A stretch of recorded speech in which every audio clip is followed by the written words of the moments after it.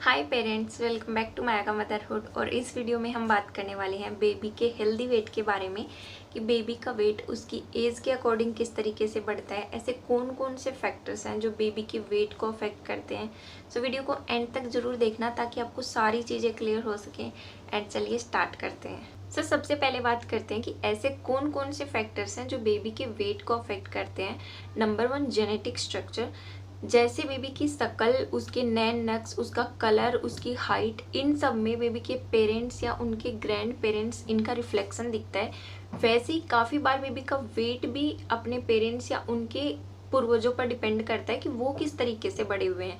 जैसे आप एक बेबी को न्यूट्रिशन देते हो या कैलोरी देते हो, तो कुछ बच्चे ऐसे होते हैं जो अपनी मैक्सिमम कैलोरी का यूज अपनी हाइट बढ़ाने में काम में ले रहे होते हैं। तो ऐसे बच्चों की हाइट एवरेज से थोड़ी ज़्यादा होती है और वेट एवरेज से थोड़ा कम होता है। ऐसे बच्चों को हम बोलते हैं एक्टोमॉर्फ। वहीं कुछ बच्चे ऐसे होते हैं जो अपनी कैलोरी को इक्वली यूज़ करते हैं अपनी हाइट और वेट दोनों बढ़ाने में। ऐसे बच्चों की हाइट भी एवरेज होती है और वेट भी एवरेज होता है। ऐसे बच्चों को हम बोलते हैं मीजोमॉर्फ।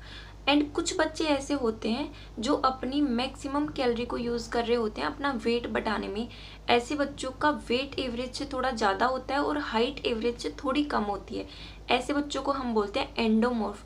तो ये तीनों ही WHO गाइडलाइन के अकॉर्डिंग सही है, तीनों में ही कहीं कोई गड़बड़ी नहीं है। बट इनमें डिफरेंस कहाँ से आ रहा है?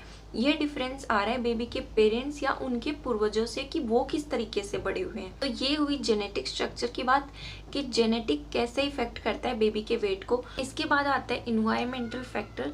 इसमें भी जो सबसे ज़्यादा मेन है वो है न्यूट्रिशन, कि आप किस तरीके का न्यूट्रिशन बेबी को दे रहे हो, किस तरीके की डाइट आप बेबी को देते हो। इन सब का भी बहुत इफेक्ट पड़ता है बेबी के वेट गेन पर। अब बात करते हैं कि बेबी का वेट उसकी एज के अकॉर्डिंग किस तरीके से बढ़ता है। बेबी की जो वेट गेन जर्नी होती है वो स्टार्ट होती है जैसे ही बच्चा पैदा होता है। बेबी का जो बर्थ वेट होता है उसी के बेस पर डॉक्टर्स भी बेबी की जो वेट गेन जर्नी है उसको असेस करते हैं। जैसे बच्चा पैदा होता है उसके फर्स्ट वीक में बेबी का वेट थोड़ा कम होता है, बट 10 से 11 दिन का होने तक बच्चा जो अपना नॉर्मल बर्थ वेट है वो फिर से गेन कर लेता है। इसके बाद जब बच्चा 6 महीने का हो जाता है तब उसका जो बर्थ वेट है वो डबल हो जाता है, कि जैसे अगर बच्चा 3 किलो का पैदा हुआ है तो वो 6 महीने का होने तक 6 किलो के आसपास उसका वेट आ जाता है। वही बच्चा 1 साल का होने तक उसका जो बर्थ वेट है वो ट्रिपल हो जाता है, कि 3 किलो का बच्चा 1 साल का होने तक 9 किलो के आसपास आ जाता है। इस तरीके से पहले साल में बेबी का 5 से 6 किलो वेट बढ़ना नॉर्मल माना जाता है। पहला 1 वीक होता है जहाँ पे बेबी का वेट थोड़ा कम होता है, बाकी पूरी साल में बेबी का वेट थोड़ा थोड़ा हर महीने में बढ़ रहा होता है। बट दूसरे साल में बेबी का वेट इतना नहीं बढ़ता है, बच्चा 2 से 3 किलो वेट ही गेन करता है। जैसे बच्चे का बर्थ वेट 3 किलो है, उसका 1 साल का होने पर वेट 9 किलो है या 8 किलो है, तो वही बच्चा 2 साल का होने पर उसका वेट 11 से 12 किलो तक आ जाता है। अब नॉर्मली पेरेंट्स की थॉट प्रोसेस होती है कि दूसरे साल में तो हम उसे सॉलिड भी अच्छा खासा दे रहे होते हैं, अच्छा खासा फैट भी उसका डाइट के थ्रू जा रहा होता है, तो उसका वेट ज़्यादा बढ़ना चाहिए। बट ऐसा नहीं होता। जो कैलोरी आप उसे दे रहे हो, अब बच्चा उसे मैक्सिमम यूज़ कर रहा है अपनी फिजिकल एक्टिविटीज़ में, तो जो कैलोरी आप उसे दे रहे हो वो उसे बर्न कर लेता है अपनी फिजिकल एक्टिविटी से, तो बच्चे का वेट इतना नहीं बढ़ता है।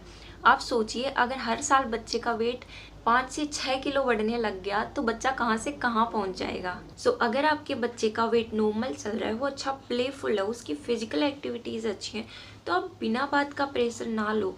क्योंकि मैंने काफ़ी पेरेंट्स को देखा है इस वरी के साथ कि हमारा बच्चा मोटा नहीं है, उसके गालों पे चर्बी नहीं है। उसके गालों की चर्बी मैटर नहीं करती, मैटर करता है कि उसकी बॉडी में कितनी स्ट्रेंथ है। आप ट्राई करो कि आप उसे अच्छा न्यूट्रिशन दे रहे हो, उसकी डाइट पे हमेशा फोकस करो कि उसकी डाइट हमेशा न्यूट्रिशियस हो। That's all for now. I hope आपको ये वीडियो पसंद आया होगा। If yes then hit the like button and हम मिलते हैं in the next one. Till then take care, bye bye.